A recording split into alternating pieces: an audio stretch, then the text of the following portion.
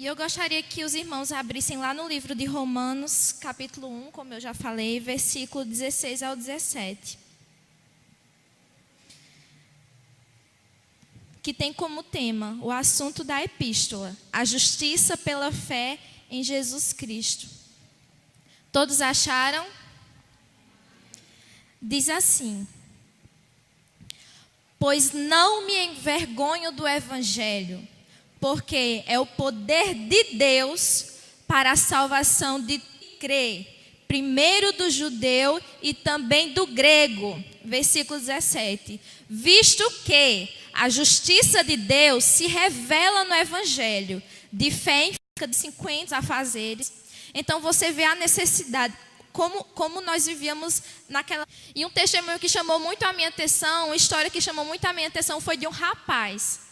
Esse rapaz, ele era lá de Cuité, porque nós também fizemos alguns trabalhos evangelísticos na cidade de Cuité e na cidade de Pet Shop. E estava esse rapaz, o nome dele eu não vou dizer porque é um pouco antiético, mas nós convidamos ele, não é?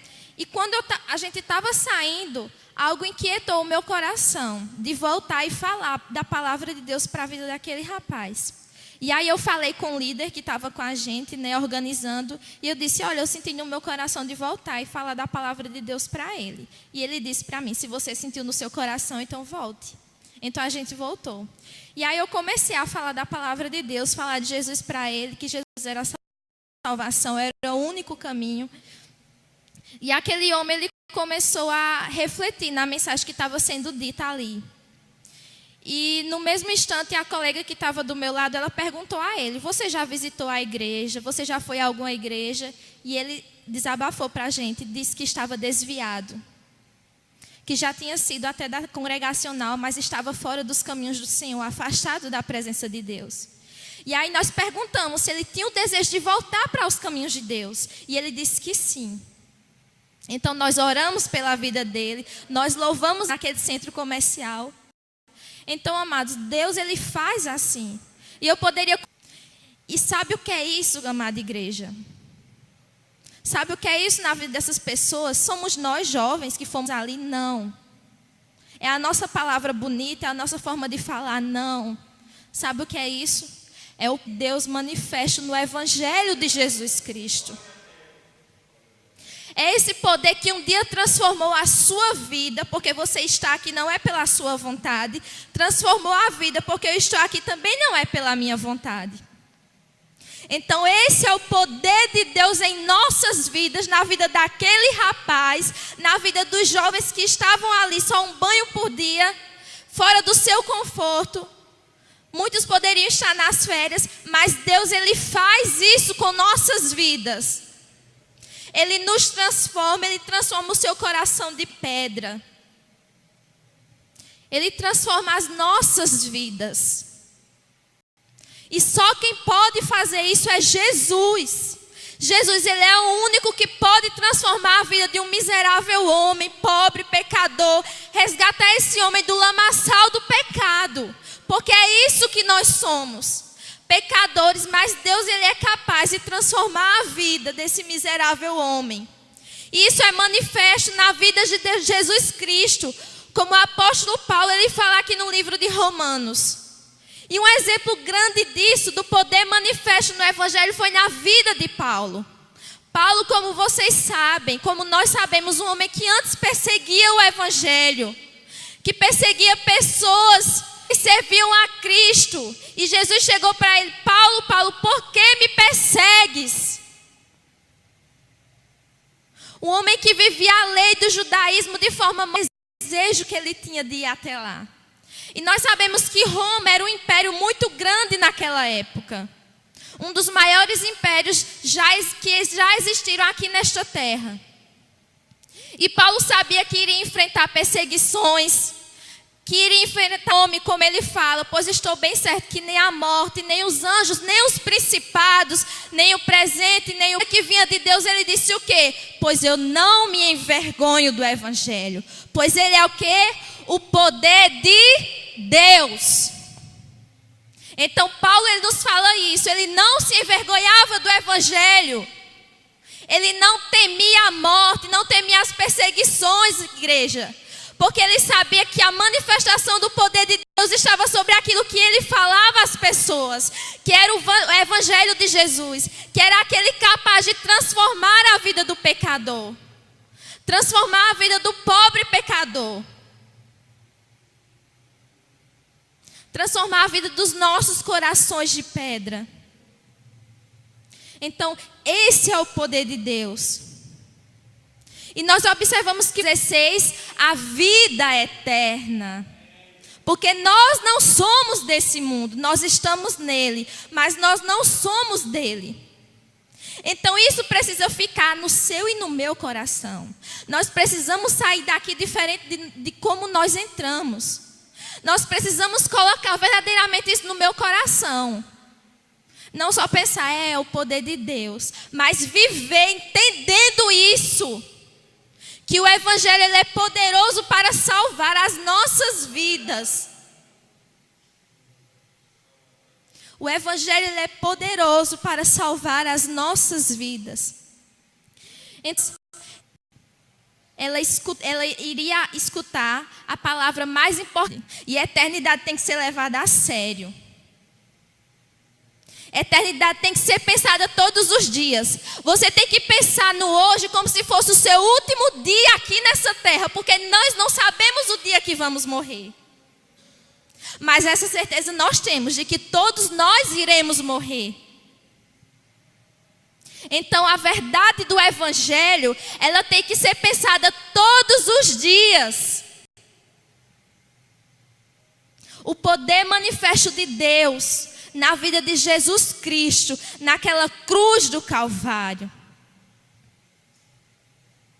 Então é isso que tem que ficar guardado em nossos corações. Existe uma frase de um certo livro que eu estava lendo esses dias, e é de Spurgeon.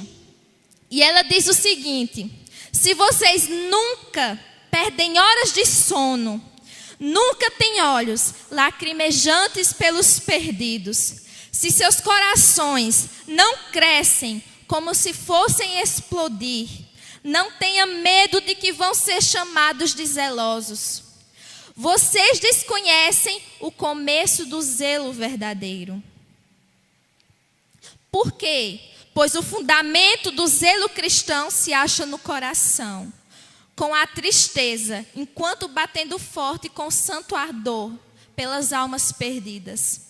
O coração deve se aquecer para falar sobre Jesus, poderoso para salvar. Então o zelo do nosso coração deve estar baseado nisso. No choro pelas almas que ainda precisam escutar desse evangelho que é poderoso para salvar. Que um dia salvou a sua e a minha vida. Então é isso que precisa estar em nossos corações, igreja. Que você saia com essa mensagem entendendo que o evangelho de Deus, ele é o poder de Deus manifesto através de Jesus Cristo. Mas Ana Lívia, como é que Paulo fala sobre poder? O que é que ele está querendo dizer ali? Poder para quê? Poder para transformar. Transformar vidas. No grego, quando foi traduzido, a palavra para poder significava o quê? Dunamis. E dessa palavra dunamis veio a palavra que hoje nós conhecemos como dinamite. E o que é que uma dinamite faz? Ela destrói, não é? Pedras. E é isso que o evangelho faz em nossos corações. Ele quebranta, destrói a pedra do nosso coração. Ele nos transforma. Então é isso que precisa estar guardado em nossos corações. E nós observamos que Paulo diz o quê? Pois eu não me envergonho do evangelho, pois ele é o poder.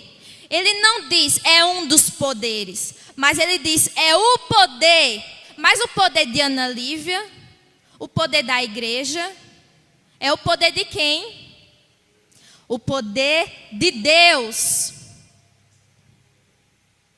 Então, Deus, um dos atributos de Deus é o quê?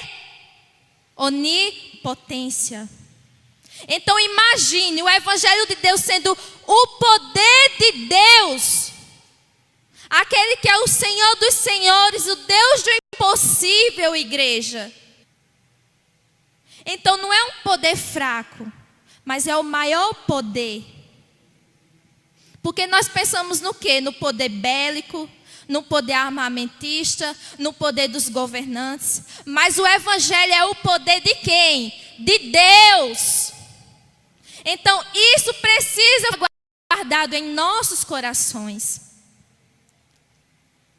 Assim como elas não crerem, ele o condena. Então se volte para o Senhor. Tenha uma vida aos pés do Senhor Jesus. Ele nos resgata. Para viver 10, 100 anos no céu? Não, mas uma eternidade no céu. Para viver um governo perfeito no céu, que nós um dia iremos de desfrutar com Ele.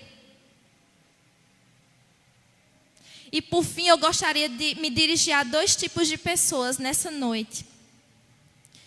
Em primeiro lugar, eu gostaria de me dirigir àquelas pessoas que verdadeiramente um dia foram alcançadas pelo Evangelho de Jesus. Que tiveram uma vida transformada, como Zé Maria diz, que elas produzem frutos através do Evangelho. E o meu desejo é que essa mensagem ela fique no seu coração.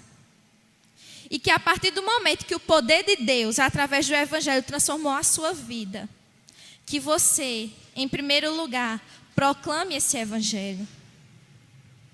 Que em segundo lugar, você defenda esse Evangelho.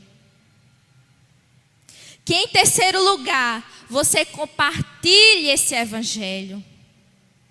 Que em quarto lugar, você sofra por esse Evangelho.